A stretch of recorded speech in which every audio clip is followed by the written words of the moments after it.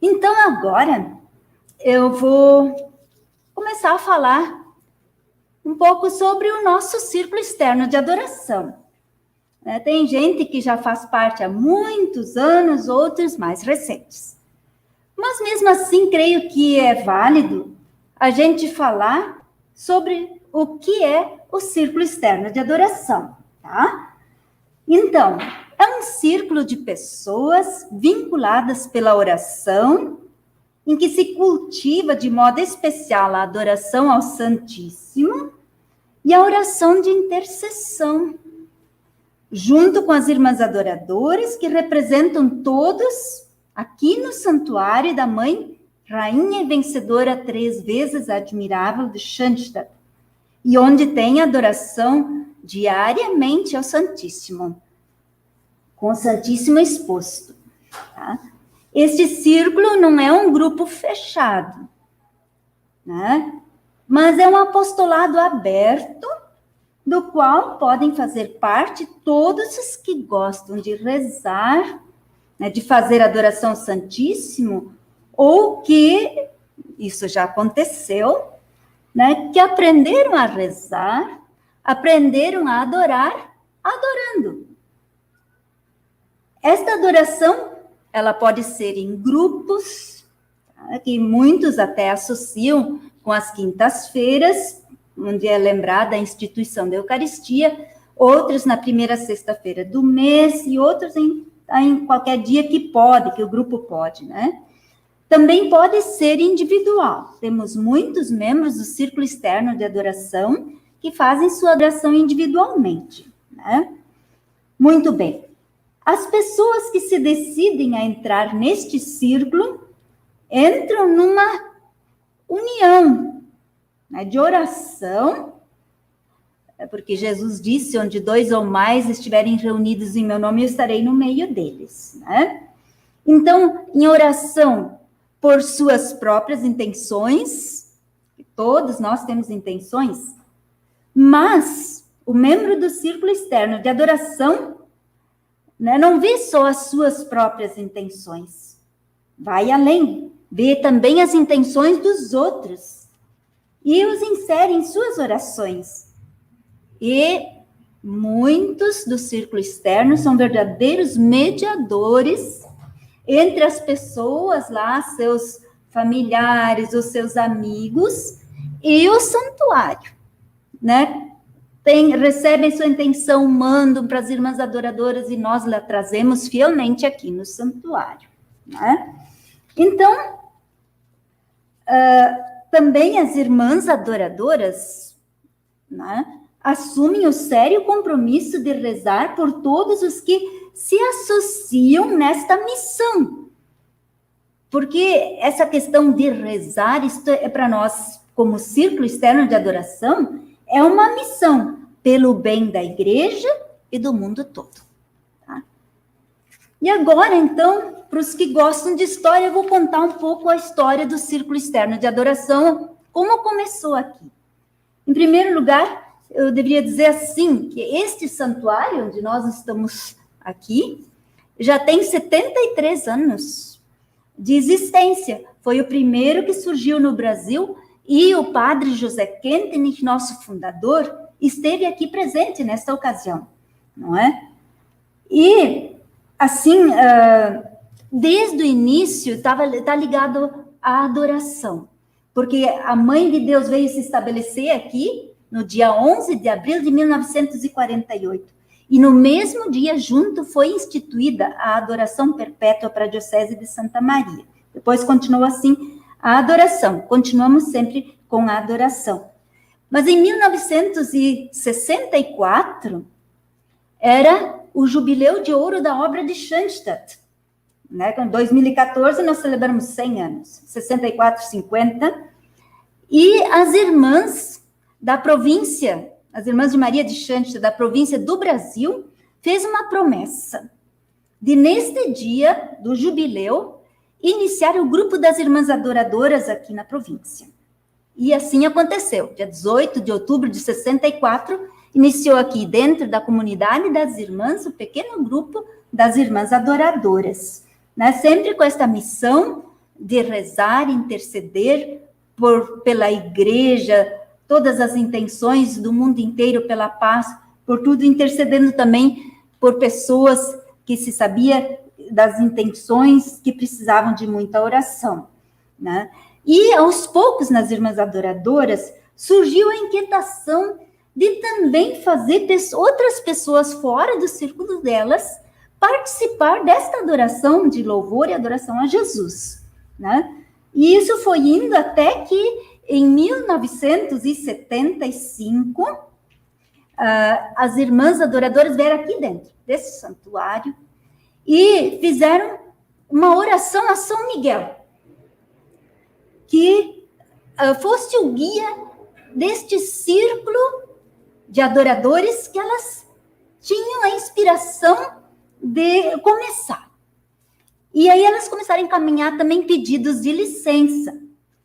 E aí, então, a irmã Jacoba Baum, que na época era nossa provincial, falou com o bispo, que na época era Dom Ivo Lochaiter, e as irmãs fizeram um requerimento pedindo licença para começar esse círculo externo de adoração.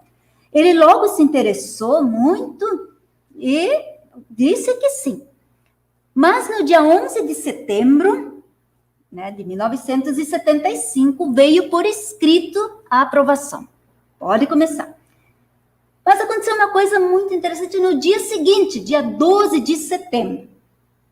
Agora eu vou silenciar um pouquinho sobre o círculo externo de Santa Maria. Vou fazer um parênteses. O que significa para a igreja este 12 de setembro? Dia 12 de setembro é a festa do nome de Maria, mãe de Jesus, tá?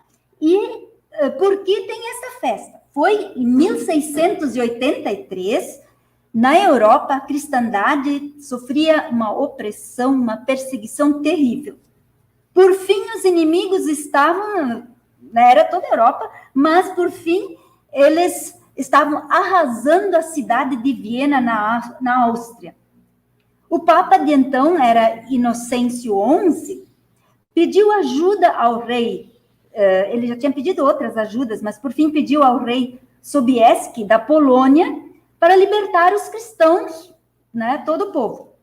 E esse rei aceitou, né, e então, dirigindo-se com seu exército para o lugar, para ali para Viena, eles passaram no santuário de Częstochowa, e ali é o santuário de Nossa Senhora, né?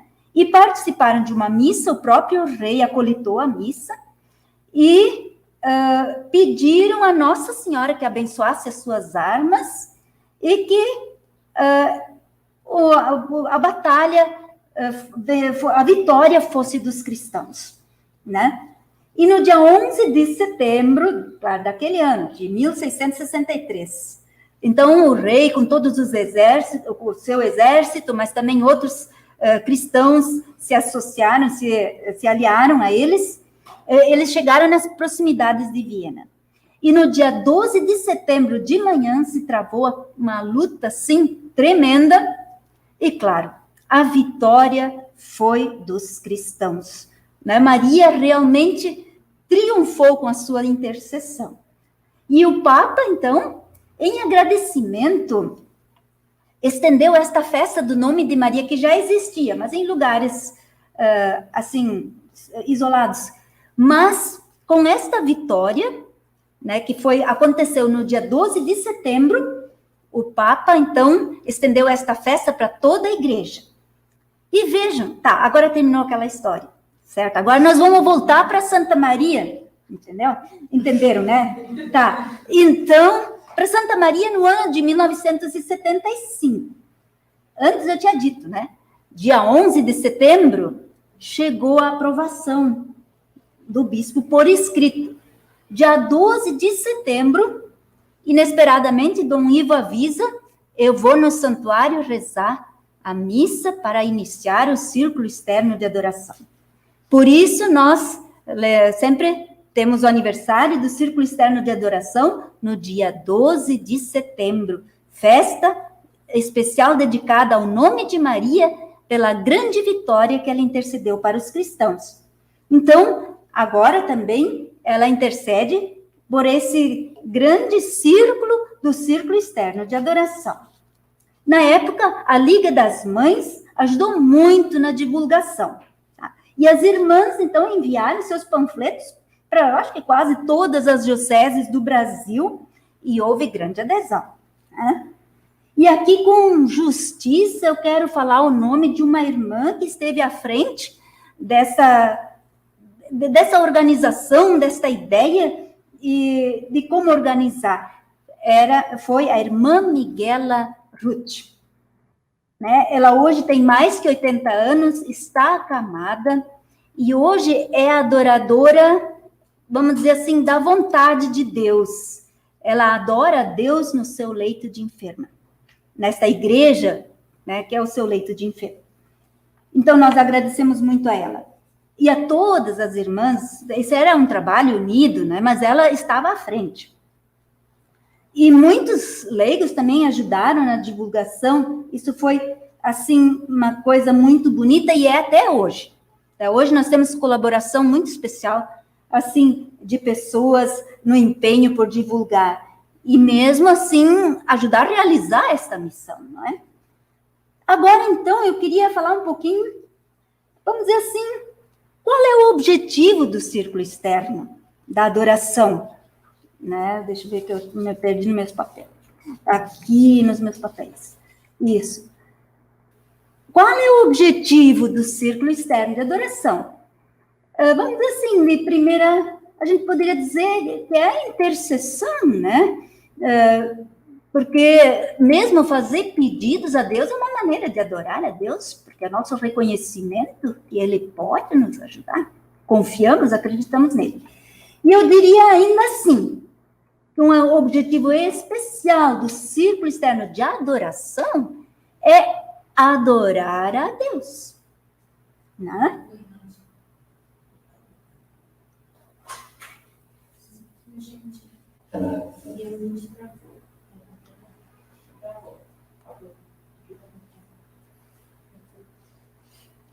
Justamente que é para adorar a Deus.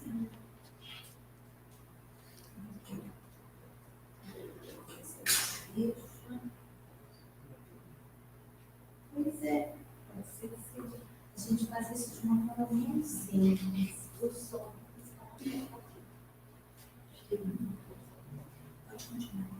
Continuar. Certo. Então, o grande objetivo é adorar a Deus, né? Porque Deus é o equilíbrio. A união com Deus ordena nosso interior. Segundo o Papa Paulo VI, a gente sabe disso, mas ele colocou em documento, né? Que a adoração é um culto que compete só a Deus. Né? Ele é o Senhor do céu e da terra, o princípio e o fim de tudo.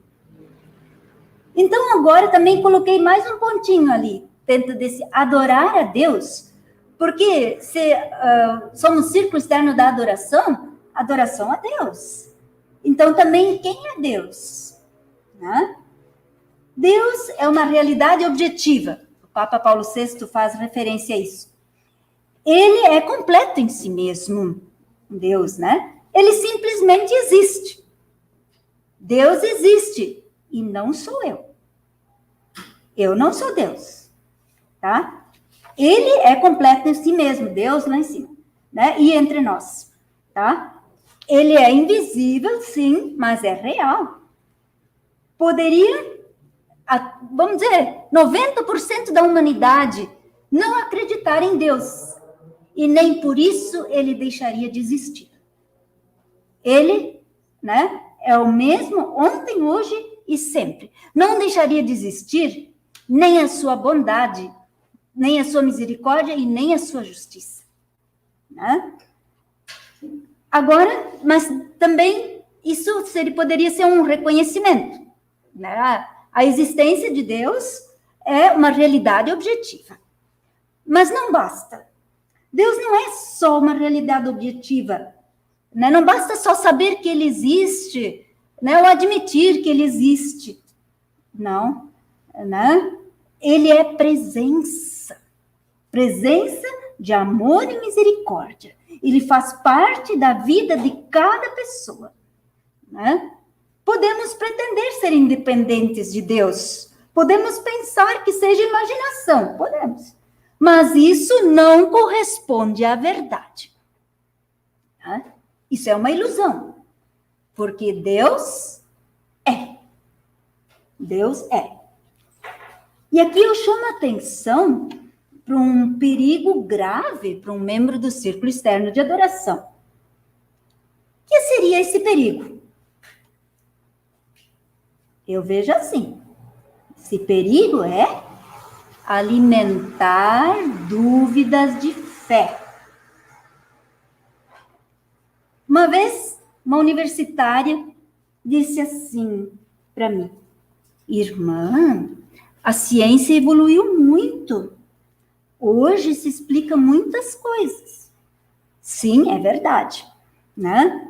Deus deu inteligência para o ser humano e para evoluir, não é? Então, a ciência explica muitas coisas, mas Deus está acima da ciência, né? Nem tudo nós compreendemos em Deus, mas também devemos estudar sobre Deus, não para perder a fé, não para esfriar na fé e pensar, agora eu já sou igual a Deus. Não, né?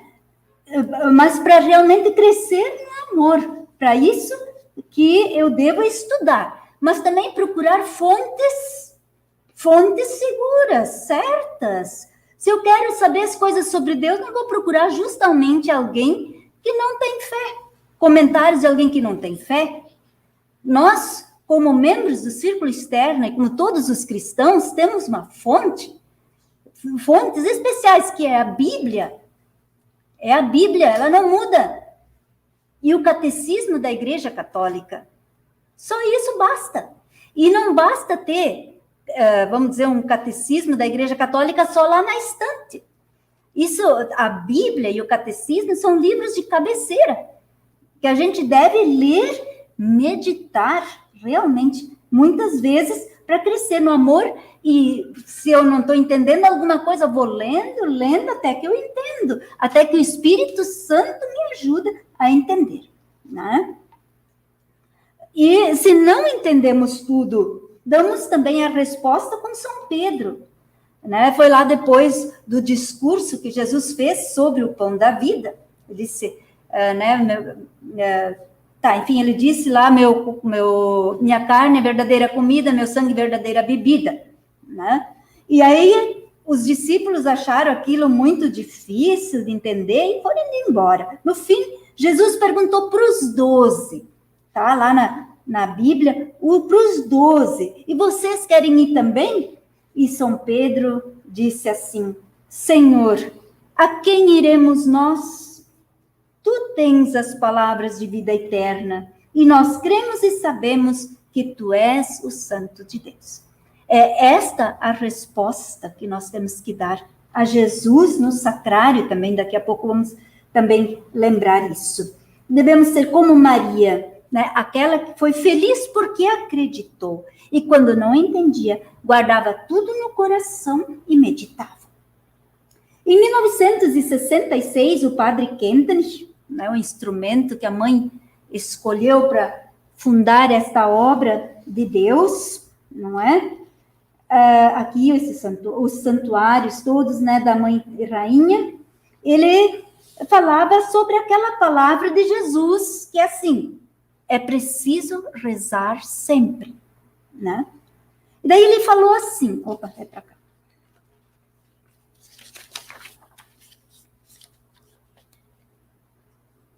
Ele falou assim, o padre Kentenich: mas nós agora queremos lembrar-nos também de que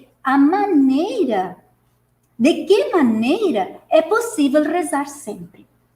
Podemos ver a resposta e repeti-la bem claramente na vida prática de cada dia, à medida que conseguirmos tornar-nos filhos da providência em todos os sentidos. À medida que conseguirmos isto, somos filhos da adoração perpétua. Então, veja, Para a nossa adoração diante do sacrário alcançar o objetivo, eu também devo adorar a Deus na vida prática, né, de cada dia, nos acontecimentos da nossa vida, e que nem sempre é fácil, nem sempre a gente entende. O amor divino, diz o Padre Kentenich, nunca há de exigir de nós mais do que aquilo que podemos carregar e suportar. Por isso, veja como ele diz, a atitude do cristão. Sim, Pai, sim, faça-se sempre a tua vontade, quer ela me cause alegria ou dor. Vejam, isso também é o que Jesus nos ensina no Pai Nosso. Seja feita a vossa vontade, assim na terra como no céu.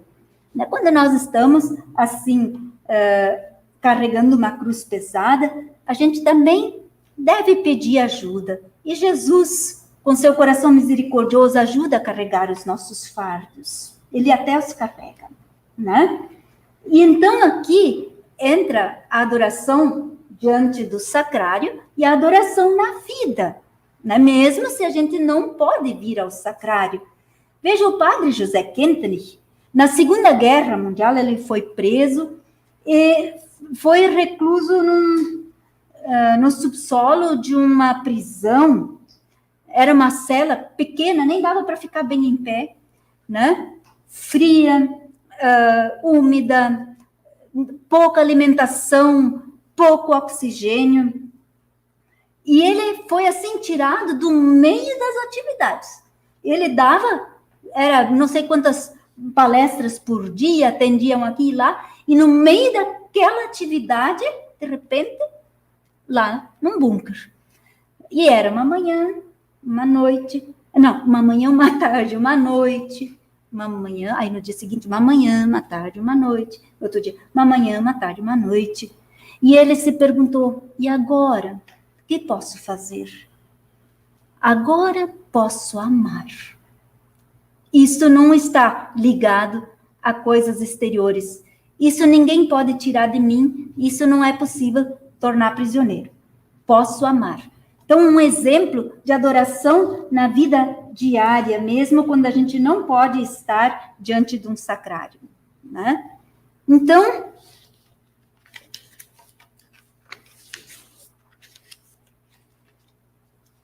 muito bem, mas também para nós, como adoradores do círculo externo, né, é muito importante, assim, significativa, a adoração ao Santíssimo. É muito importante. O Papa Paulo VI, no seu documento Mysterium Fidei, diz: este modo de presença de Jesus na Eucaristia, e que foi apresentado tão brilhantemente, tão bonito pelo Padre Rodrigo, nessas 2 noites que nós já tivemos anteriormente, né? Então, o Papa diz assim, que esse modo de presença supera as leis da natureza e constitui, no seu gênero, o maior dos milagres. E ele diz assim: conversão admirável e sem paralelo, que a Igreja Católica chama, com razão e propriedade, transubstanciação. Eu acho que não trouxe aqui, mas tudo bem.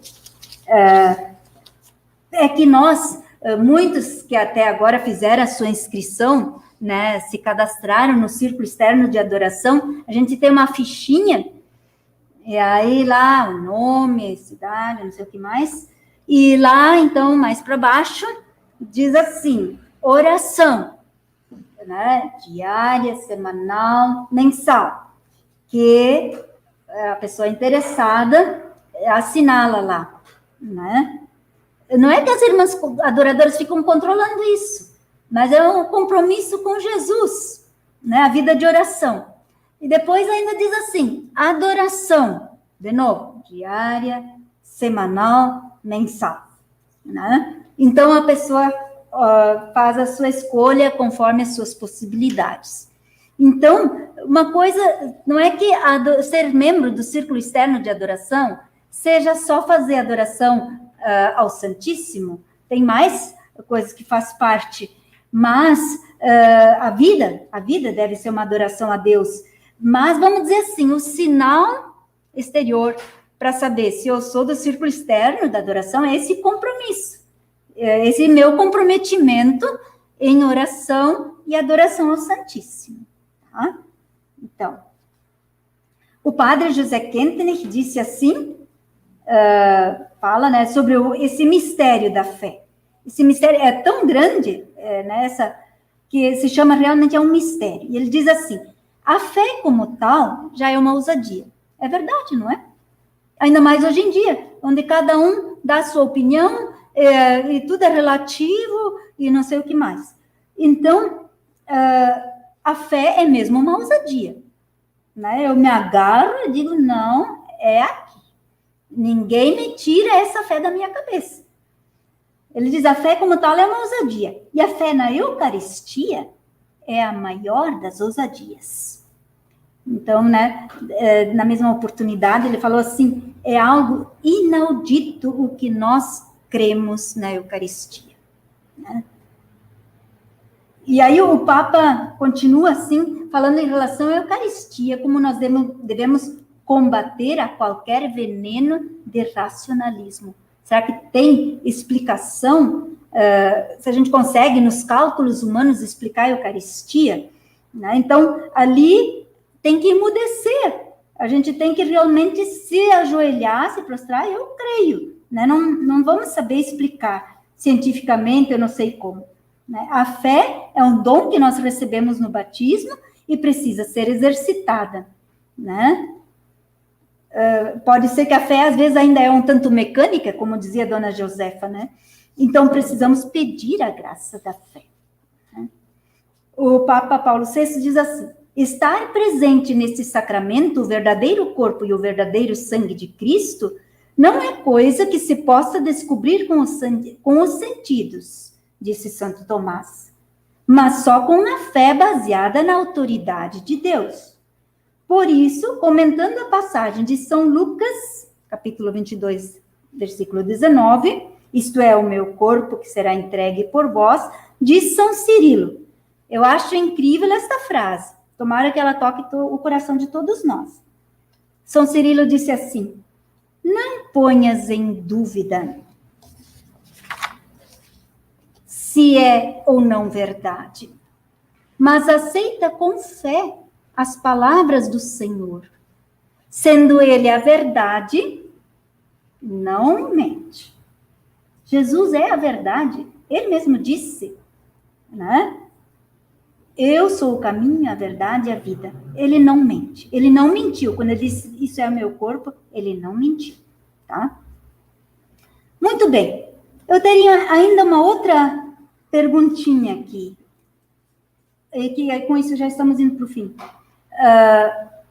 Tem sentido existir um círculo de adoração? Né? Por que ter um círculo de adoração? Poderíamos dizer muitas coisas, né? Me sinto bem diante do Santíssimo, diante da imagem da Mãe, de Nossa Senhora, que ali busco forças para tudo na minha vida, isso tudo é verdade, né? E eu diria ainda, vamos dizer assim, para dizer tudo isso, eu dizia assim, né? Tem sentido existir um círculo de adoração porque nós acreditamos neste mistério. Isto é verdade. Quando a gente fala Jesus presente no Santíssimo Sacramento, isto não é uma imaginação, isto é verdade. É verdade. Eu tenho que dizer isso muitas vezes para mim. É verdade. Jesus se fez, né? Um de nós se fez presente nesse mistério. Isto é verdade. Eu creio, né? Mesmo que eu não entenda, eu me prostro, eu creio. Acreditamos que nossa oração tem valor, que Deus nos escuta e atende. A Mãe de Deus nos compreende, mesmo que às vezes não é como a gente gostaria que fosse, não é? Porque Deus, ele já vê o tapete pronto, ele vê por cima. Nós não vemos ainda tudo assim como Deus, Nós vemos por baixo, nós, barbantes, uma série de coisas, mas Deus já vê a obra pronta, e Ele leva ao fim a obra que Ele iniciou com cada alma, com cada batizado, com cada um de nós, não é? O padre Kentrich disse certa vez, porque o mundo atual excluiu de seus cálculos a potência da oração, ele saiu dos seus eixos. E ele continua, somente a volta à oração é capaz de salvá-lo. Então eu penso assim que nós, como membros do círculo externo de adoração, podemos dar a nossa contribuição para que o mundo volte aos seus eixos, né? Mesmo que seja silenciosamente. E aqui eu me lembrei, me tocou muito quando em 2014 o Papa, era o jubileu, o centenário de Schanstatt, e o Papa Francisco falou para todos reunidos lá na grande sala no Vaticano. Ele disse assim, que, mais ou menos o sentido é esse, o que eu estou fazendo no início aqui, que não é assim grandes administrações que vão salvar a igreja. Mas agora, isso que eu vou dizer agora, ele disse textualmente, né? Quem vai salvar a igreja são os santos. Estes vão salvar a igreja. E entre os santos tem pessoas muito simples, né? Aliás, todos os santos, não importa qual é a situação que vive, todos os santos são simples, almas extremamente simples, né? E que amam, tem grande capacidade de amar. Então, quem vai salvar a igreja, né? São os santos, são aqueles que rezam, aqueles que acreditam em Deus, aqueles que têm fé. Então, nós vamos fazer a nossa parte.